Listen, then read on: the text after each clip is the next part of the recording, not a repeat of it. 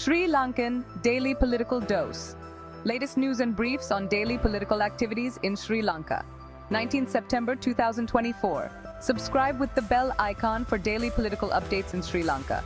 Thank you for watching. Headlines. Tight race in Sri Lanka presidential election. Presidential voting intent estimates AKD leads. The Supreme Court has rejected the petition on Deshbandhu Tenakun. The HRCSL has launched a program to probe poll period violations. The TNA has extended its support for President Ranil. Namal ready to prove the innocence of Rajapaksa government. Sajith says exam paper leaks will be resolved under his government. AKD outlines plans for IT growth, tourism boost, and agri-independence.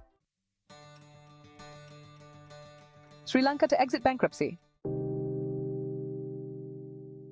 Latest news. Several international media outlets have reported that SJB's Sajith Premadasa and NPP's Anurakumara Dissanayake are the front-runners in the upcoming presidential election, with President Ranil Wickremesinghe trailing in third place.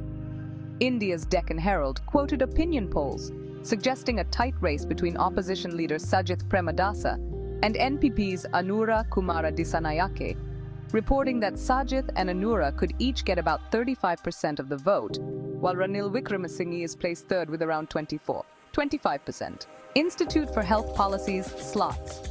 Multi-level regression and post-stratification estimates using interviews conducted to September 13th indicate that Anura Dissanayake would have won the presidential election on account of second preference votes if the presidential election had been held in early September. In the MRP estimates of the views of all adults, Anura Dissanayake led with 48%, followed by Sajith Premadasa on 25%, Ranil Wickremesinghe on 20%, and Namal Rajapaksa on 5%. These estimates were associated with a margin of error of 36% for the three leading candidates. The Supreme Court dismissed the petition of intervention filed seeking an order suspending the interim injunction issued preventing Deshbandhu Tenakun from functioning as the Inspector General of Police. When Dr. Belanwila Damaratana Thero, when Prof. Agalakada Sirisumana Thero, and when Prof. Kotapitiye Rahula had filed the intervening petition. The Human Rights Commission of Sri Lanka stated that a special program will be put in place to ascertain whether human rights violations are taking place during the presidential election period. Vino Noharathalingam, the Tamil National Alliance MP for Vani district who represents Ilankai Tamil Arasuk Kachi, announced his support for President Ranil Wickremesinghe in the upcoming presidential election. Citing strong backing from the northern population, President Ranil Wickremesinghe's campaign said in a statement. SLPP presidential candidate MP Namal Rajapaksa stated that he is prepared to prove the innocence of the Rajapaksa government. Namal Rajapaksa further stated that if anyone claims that they stole or engaged in corruption, they are prepared to face any international court to prove their innocence. He also stated that in the past they were questioned about their inability to face the elections after the Aragalaya movement, and there is no blood on our hands. We have not done wrong. SJB presidential candidate Sajith Premadasa says that the injustice faced by the children who sat for the Grade 5 scholarship examination this year will be rectified under his government. Ranil Wickremesinghe says that he can. Now the person who can't even prevent the question paper of the Grade 5 scholarship exam held by the government under him from being leaked, he charged.